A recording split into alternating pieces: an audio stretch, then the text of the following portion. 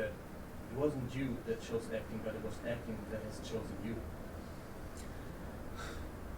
I say many things. I know. Many things that they're usually not true. But maybe I said that, yeah. But maybe that's when did you understand actually that you fell in love and that you don't want to do anything else, and why? Well, maybe what I meant is that because I started really early, I was 16 when I did my first movie, I didn't have the time to choose it. I was still at school, so I was thinking of going to university and other things, the usual. And so when I did my first movie, it was more for fun. It was more like, okay, why not? And then after that, I started working. I mean, it was easy. It was really easy. So, you know how they say it's really hard? No, it was the opposite. It was really easy. Things kept coming to me. I didn't have to try that hard. I almost took it for granted for a while.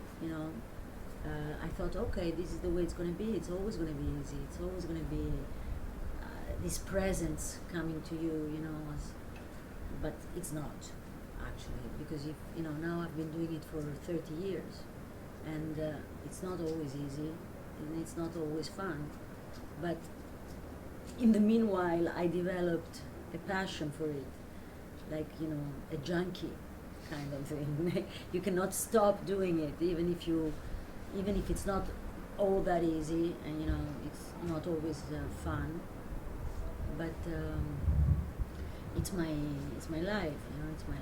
You know how to enjoy it. You still enjoy it. I do still enjoy it, absolutely. Not every moment of it.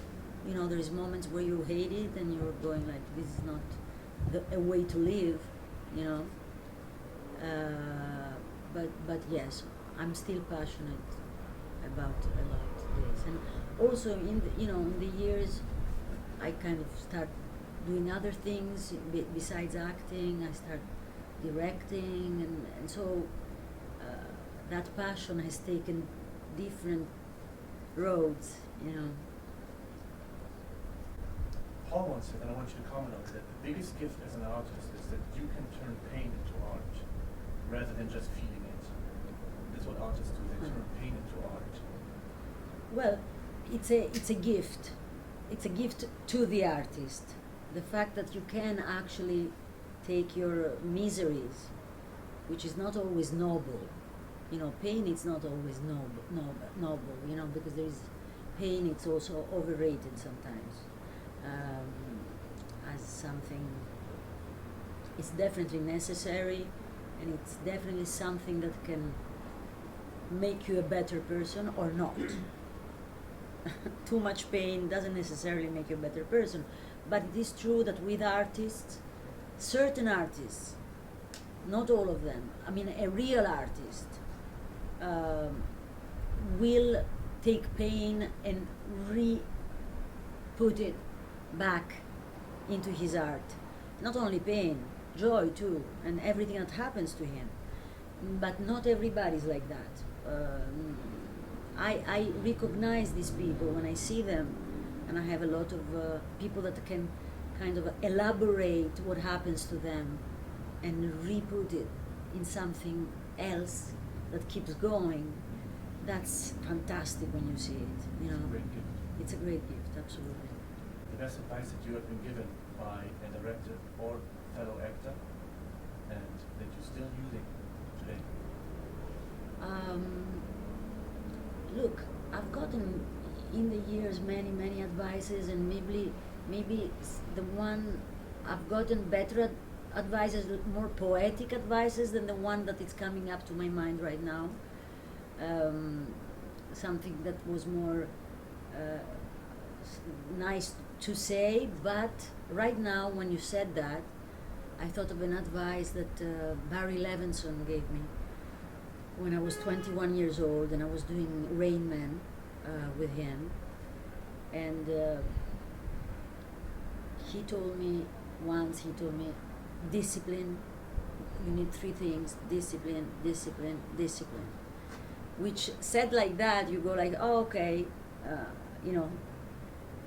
But for me, for my character, for the way I was then, and for, you know, for how undisciplined I am, and approximative in my choices I was, this thing about, you know, don't expect your talent, your supposed talent, your photogenic possibilities, or your beauty at the time, to be what is going to take you far.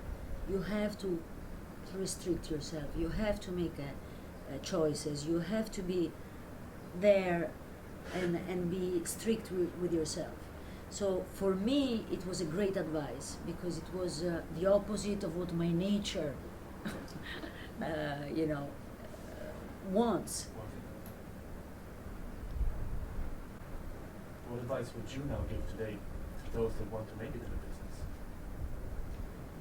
Huh. After 30 years in the business. Well,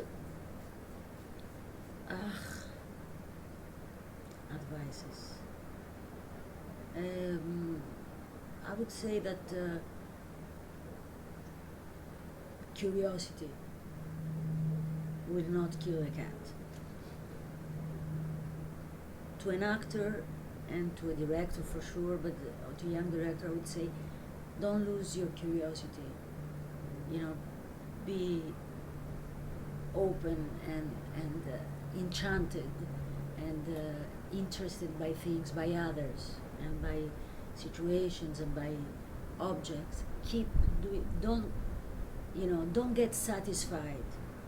Keep curious, because satisfaction is the end of creativity. Keep looking. That's Curiosity, keep looking. When we talk about your movies as a director, what did you give your actors, or what did you try to achieve in your work as a director that nobody ever gave you as an actress? I don't know exactly how to answer that. I know that not every director can give you something, but not all of it. Some directors will teach you something, or other actors will, give you an advice, or you will see something they do, or they'll tell you something, or they will direct you in a certain way that it's gonna, open a door for you, but then they will not give you something else. None of us can give, everything to somebody else. All of us are part of what you learn, What was the process from reading the book, Animal Tour, to bring the story of Mia onto the big screen? What was the process? Why do you say so? I have to do this story? Well, I thought this book, which eventually, my movie was completely different than the book. I changed the book greatly, even more so than I thought I would. But in the process of writing it, I started making choices about, what it's not even about what I liked or not, because I liked the book very much. But then my choices, which were also kind of ethical, because it was a book involved with ethics, and so it was filtered by my sensibility. So eventually I changed, we changed with my screenwriters a lot of things, but the process was extremely interesting and very helpful, I have to say, to have a story written already that you can mess it up, but it's already there. Now, for example, I'm writing something else, and it's not from a book. It's from my idea. I had a little idea, and I'm trying to write it, and it's much harder, for me at least, to proceed, because the structure is not there. Did you ever go to a seminar? Do you like story structure? Are you conventional, or are you free and just writing, putting an idea on the paper? I've never taken a seminar as an actress or as a direct, as anything. But that's not my advice to anybody. That's I think people can go to seminars and schools and learn a lot, It's just that didn't happen to me because I was, as I said, very lucky in the beginning, and I thought, oh, okay, I can just do it like that. But no, the truth is, I am probably conventional, trying not to be. You ask me if I'm conventional, if I'm free. I have a tendency to conventionality, which I try with all my, will and all my passion to take away, not to have. Paul Haggis? Yeah, two last questions. But as an actor as well as a writer, you will always be judged, and for revealing yourself and standing there naked in front of people with your story, with your secrets that you might reveal, also in front of the camera. What do you feel about yourself? About being exposed? Exposed. I like it to a certain degree, and I do protect myself at a certain point too.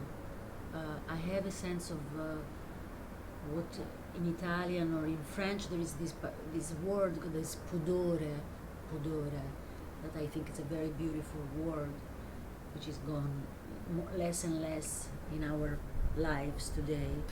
But this pudore, which is not exactly being bashful, but a certain privacy of your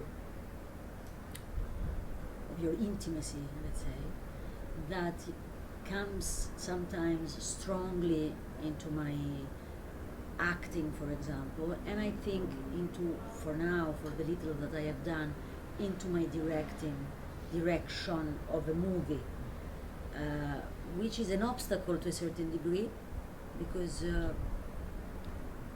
if you don't have that, probably you're freer, but it's something that I have to live with because it's part of me. So.